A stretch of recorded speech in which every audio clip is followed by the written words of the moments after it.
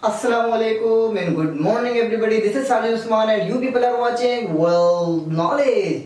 Dear students, हम discuss कर रहे हैं the cell the unit of life. हम इसके एक ऑर्गेनेलिज को एक एक करके डिस्कस कर रहे थे.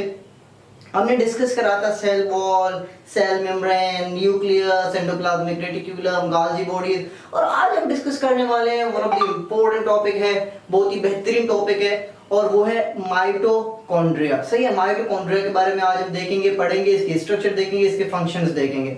सही है, तो माइटोकॉन्ड्रिया, आइए स्टार्ट करते हैं. माइटोकॉन्ड्रिया.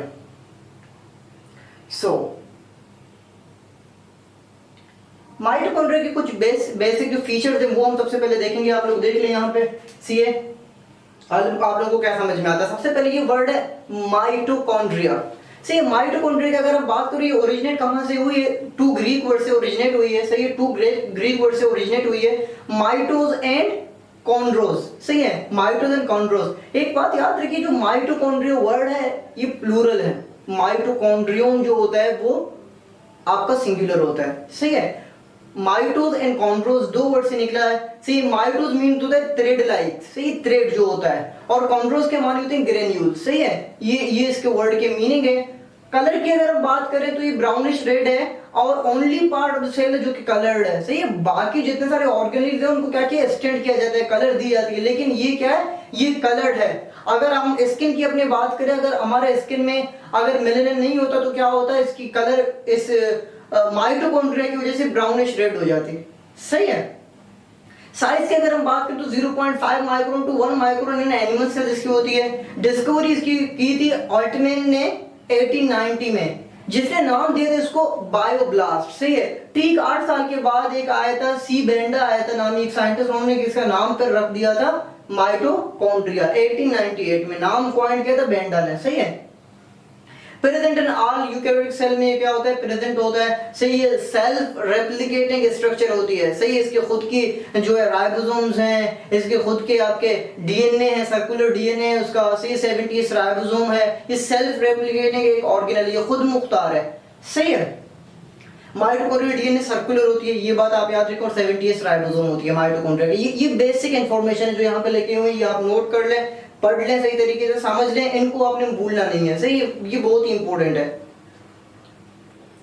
इसके बाद ये स्ट्रक्चर थोड़ा हम देखते हैं. सही, ये स्ट्रक्चर है. ये स्ट्रक्चर आप देखिए, इसकी स्ट्रक्चर कुछ इस तरह से होती है कि ये डबल मेम्ब्रेन ऑर्गेनेल है. सही है, तो यूकैरियोट्स में इसीलिए प्रेजेंट है. सही है, प्रोकैरियोट्स में ये एब्सेंट है. सही है, ये इसकी आउटर मेम्ब्रेन है, ये आप देख लें. इसके बाद आपकी इनर मेम्ब्रेन आ जाती है.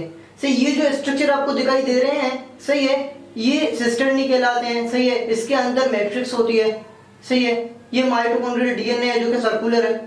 सही है, सिंथेसिस ऑफ एटीपी इसकी जो मेन फंक्शन है, सिंथेसिस ऑफ एटीपी करता है. सही है, एडेनोसाइन ट्राइफॉस्फेट जो एनर्जी करेंसी होती है. तो माइटोकॉन्ड्रिया जो जितने सारे फंक्शंस होते हैं वो अदा करते हैं, मतलब जो एनर्जी जब प्रोवाइड कर रही होती है, तो इसीलिए जितने सारे सेल में फंक्शन होते हैं उनको एनर्जी चाहिए होती है. और एनर्जी सेल को कहां से मिलती है, माइटोकॉन्ड्रिया से मिलती है. तो इट्स मीन हम ये कह सकते हैं कि पूरी की पूरी सेल एनर्जी के ऊपर जो बेस कर रही है वो माइटोकॉन्ड्रिया पे कर रही है. तो इसीलिए माइटोकॉन्ड्रिया को कहा जाता है the power house of the cell. See grid station है, ये ग्रिड स्टेशन है. पावर ऑफ द सेल क्यों कहा जाता है, क्योंकि सेल में जितने सारे फंक्शन होते हैं, सेलुलर जितने सारे फंक्शन होते हैं, तो उनको एनर्जी चाहिए होती है. और एनर्जी कहां से मिलती है, एनर्जी माइटोकॉन्ड्रिया से मिलती है जब एटीपी ब्रेकडाउन होती है. सही है, तो ये माइटोकॉन्ड्रियल डीएनए है और क्रेब्स साइकिल फॉलो होती है. इस सुक्रोज 602 30 एटीपी 30 पाई, फिर carbon dioxide rich to 38 ATP बन जाता है. सही है, तो ये कुछ में स्ट्रक्चर है. ये स्ट्रक्चर आप थोड़ा सा देख लें, समझने की कोशिश करें इसको, फिर हम आगे चलते हैं.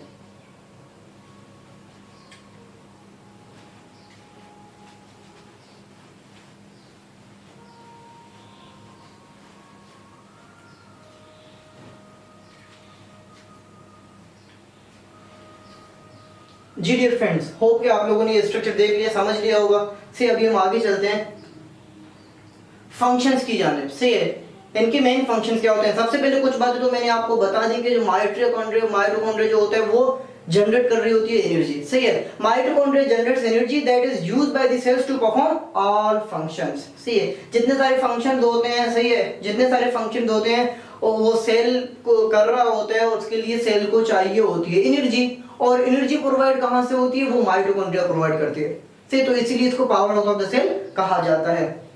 वेटलोजेनेसिस जो होता है, सी वाइटलोजेनेसिस जो होती है, योग फॉर्मेशन जो होती है, सी एक योग जो होती है उसकी फॉर्मेशन होती है, वो क्या करता है, वो इसकी मदद से होती है, माइटोकॉन्ड्रिया की मदद से। ये इंपॉर्टेंट रोल है।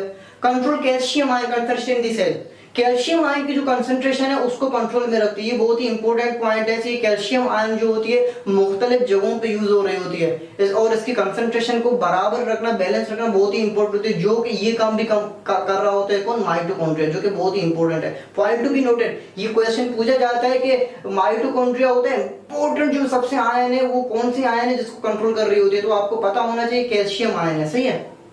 They control cell cycle, cell cycle को पूरी तरह से कंट्रोल रखते हैं क्योंकि एनर्जी की जरूरत होती है, वो प्रोवाइड कर रहा होता है। They control cell growth, see cell growth को कंट्रोल में रखता है। They are involve in signalling, सही है, सिग्नलिंग में ये क्या होता है, इन्वॉल्व होती है। They are also involve in cell differentiation, see differentiation में आपका क्या होता है, इन्वॉल्व होता है। They are involve in the process of the cell death, see necrosis जो अमल होती है उसमें सेल डेथ में भी ये इन्वॉल्व होती है। See sperm have mitochondria responsible for the motility of the sperms, जो स्पर्म सेल है, सही है, जो स्पर्म सेल है, आप लोग को पता होना चाहिए, जो सबसे छोटा जो सेल होता है, सही, ह्यूमन बीइंग की अगर हम बात करें तो मेल में स्पर्म सेल होती है। सही, तो स्पर्म सेल क्या होती है, स्पर्म सेल को एनर्जी चाहिए होती है, सही, एनर्जी चाहिए होती है कि वो जाके से उसमें मोटिलिटी आनी चाहिए, से वो मोटाइल हो जाए और जाके फर्टिलाइज करे हिग को। सही, तो उसके लिए उसको जरूरत होती है एनर्जी की, और एनर्जी उसको कहां से मिलती है, यहां से मिलती है, जिससे इसमें मोटिलिटी आ जाती है।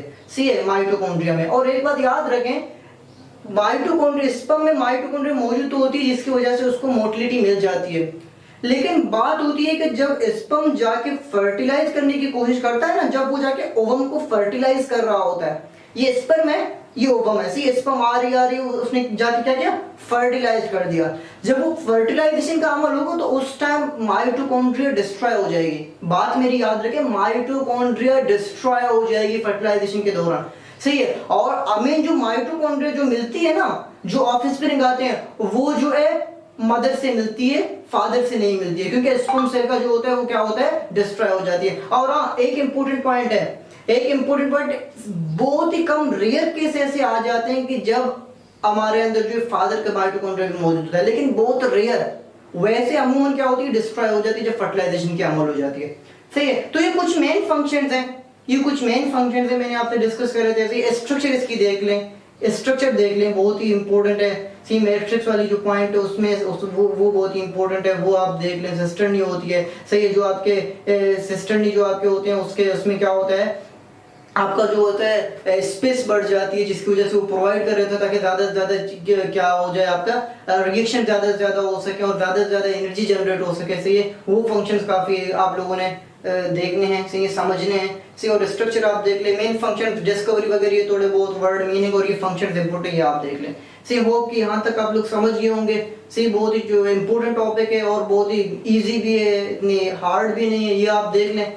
सही है। और इसके अलावा हमारे मेन टॉपिक जो है आपका लाइसोम वगैरह रहते हैं, और इसके अलावा आपका वैक्यूल्स रहता है, राइबोसोम्स रहता है, सही है, प्लास्टिड्स आपके रहते हैं जो कि इंपॉर्टेंट है, ये हम डिस्कस करेंगे इंशाल्लाह 2-3 क्लासेस के बाद। फिर आप लोगों को ये सेल वाली जो चैप्टर है खत्म हो जाएगी, आप लोगों का फिर सेट टेस्ट होगा। सही है।